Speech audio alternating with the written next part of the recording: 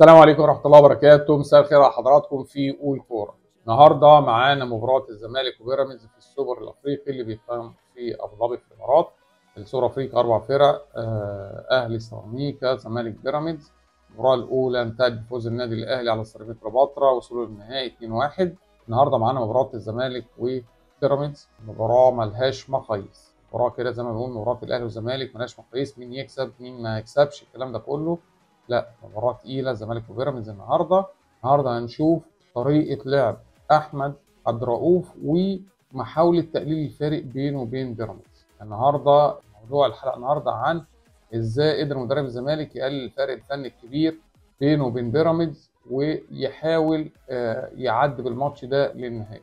هنتكلم عن تشكيل الزمالك، ايه اللي عمله أحمد عبد الرؤوف، ولكن بعد الفاصل.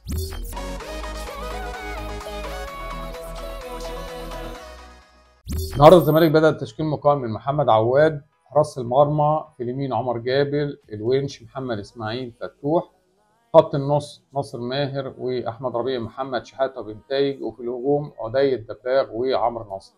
النهارده الزمالك لعب بتشكيل مكون من 4-4-2. النهارده عبد الرؤوف موضوع الحلقه ان انا بحاول اقلل الفارق بيني وبين بيراميدز واحاول امتلك نص الملعب، احاول اقلل الضغط الهجومي اللي هيقع عليا من لعيبه بيراميدز لوجود الفارق الفني دلوقتي بين الزمالك وبيراميدز. الحقيقه النهارده الزمالك لعب ب 4-4-2 بارتكاز 2-6 احمد ربيع ومحمد شحاته مع بعض الادوار الهجوميه ليهم. ده كان تشكيل نادي الزمالك وده اللي بدأ بيه احمد رؤوف. الحقيقه المباراه كان مفيش حاجه فيها غير ان الزمالك مش عايز يستقبل هدف وعايز يخطف هدف من بيراميدز وعايز اقلل فرق كبير في الخبرات. دلوقتي انا بتكلم خبرات الفنيه، بيراميدز اعلى بكتير جدا من نادي الزمالك. نقول الزمالك جاي من بعيد، عايزين نقلل الفرق ده. عبد الرؤوف لسه ماسك الفريق، يهمه حاجه واحده، الاداء مش هيقدر يحققه دلوقتي بس يهمه النتيجه، يهمه ان في الظروف الصعبه اللي بيمر بيها نادي الزمالك ده ان يوصل للمباراه النهائيه، ان يرضي الجماهير الكبيره اللي كانت موجوده في الملعب النهارده. ونقول الجماهير الموجوده في الملعب النهارده مقارنه بماتش الاهلي ليه؟ عشان توقيت المباراه كان مريح شويه للناس المصريين العاملين الزملكاويه اللي موجوده في الامارات. بنتكلم بعد مواعيد الدوام زي ما بيقولوا، بعد مواعيد الشغل، مباراه من بعد 7 ده حاجه طيبه جدا. لا، معظم الناس هتقدر تحضر وتتفرج على المباراه. الكلام ده ان شاء الله هنشوفه من حد بقى الناس واخده اجازات وراحت تتفرج على المباراه، جماهير الاهلي والزمالك. فالزمالك عايز قدام جماهيره ده يوصل للمباراه النهائيه ويحقق بطوله. طب الكلام ده هيجي ازاي؟ هيجي بالطريقه اللي لعب بيها احمد رؤوف. لا، انا قدام بيراميدز زي ما كنا بنتكلم كده، كان في فارق في المستوى الفني قبل كده بين الاهلي وبيراميدز في هذه المباراه، والفتره دي كان ماسك فيها سامي قمصان. سامي قمصان عمل حاجه، قال لك لا انا مش هاجم بيراميدز، انا هخلي بيراميدز يهاجمني وادافع وابتدي العب على المرتدات، اتعب بيراميدز شويه عشان اوصل اللي انا عايزه. وفعلا سامي قمصان كان قدر يوصل اللي هو عايزه وكسب بيراميدز في التوقيت دوت، مع ان بيراميدز كان كعبه عالي في الفتره دي على النادي الاهلي، لا بس قدر يوصل. عبد الرؤوف راجل عرف يعني امكانيات لعيبته ومستوى لعيبته في الفتره القائمه، في ضعف المستوى البدني، في عدم تناغم شويه بين الفريق، هبوط اداء بعض اللعيبه بعض المباريات. لا، ابتدى يحل ده. لا، انا بالنسبه لي هقفل على قد ما اقدر وهلعب على المرتده او احاول اخطف حاجه في اول نص ساعه من المباراه. هل المباراه ما كانش فيها حاجه ونقول بيراميدز قدام الزمالك بيسلم؟ ما اعرفش، انا بحس ان بيراميدز قدام الزمالك لا، المستوى بينزل كتير جدا. يعني ما اعرفش بقى، هل حاله نفسيه، هل هم بيبقى واثقين من الفوز قدام الزمالك ان هو هياخدوا المباراه فبينزل الاداء. بس بحس ان الزمالك بيعرف يلعب بيراميدز اكتر ما الاهلي بيعرف يلعب يعني. وده بيبان من خلال الفتره اللي فاتت في المباراه. في الحقيقه المباراه ما كانش فيها حاجه غير مباراه مش ممتعه، مباراه يعني انا عايز اقول مباراه كانت اقل من المتوسط، عكس مباراه الاهلي اللي كان فيها اثار لغايه اخر لحظه. فما كانش فيها حاجه، بس بنتكلم على ان الفرقتين الاثنين مدربين عايزين يوصلوا للمباراه ايه ويلعبوا الاهلي.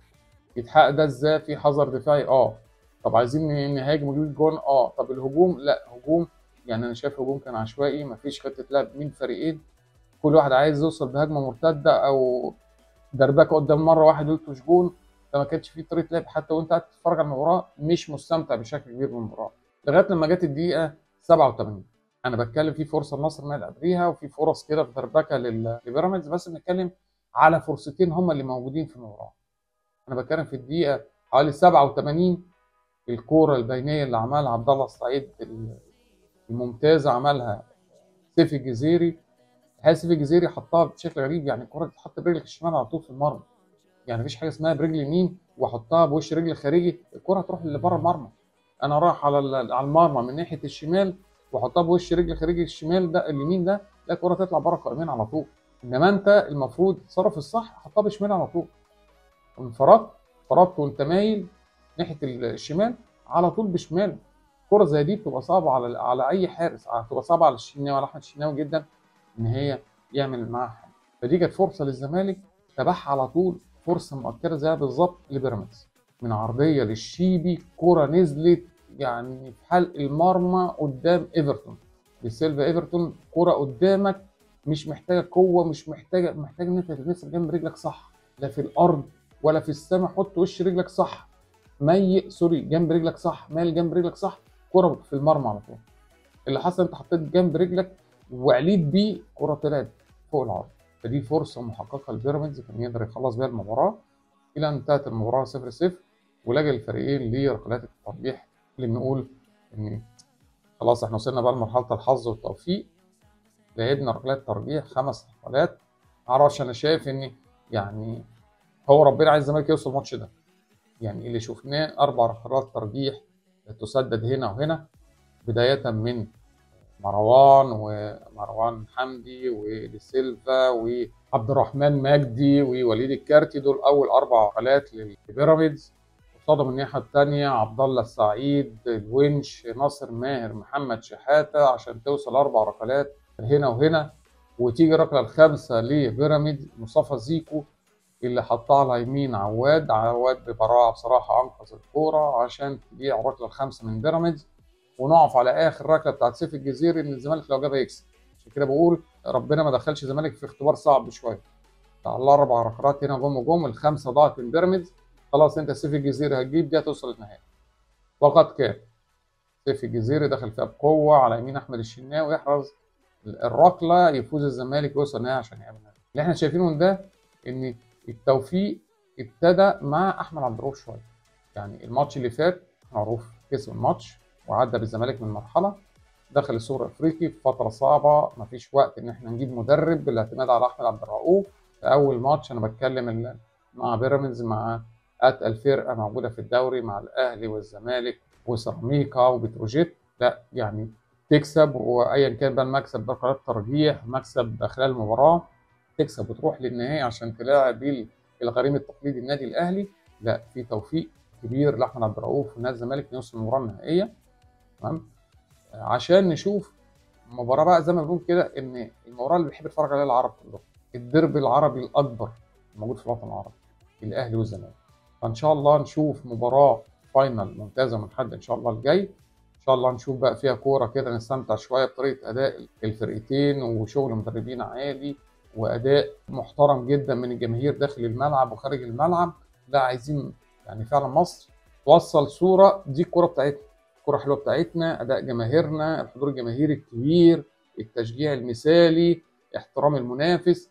ان شاء الله المباراه تطلع بشكل كويس، اللعيبه جوه الملعب اخلاقهم بينهم وبين بعضهم، شغل المدربين. ان شاء الله نشوف مباراه فاينل كويسه يوم الاحد الجاي بين الاهلي والزمالك او الزمالك والاهلي في السوبر المصري اللي بيقام في ابو ظبي في الامارات. نستمتع بيه ان شاء الله. في نهايه الحلقه ما عندناش حاجه غير الف مبروك للزمالك، هارد لك لبيراميدز. عملت اللي عليك يا بيراميدز، ما يعني الكوره ما مشيتش معاك شويتين. الزمالك اجتهد، في توفيق للمدرب واللعيبه. ان شاء الله اللي جاي افضل للكره المصريه. كان معاكم هشام حامد في قول كوره. السلام عليكم.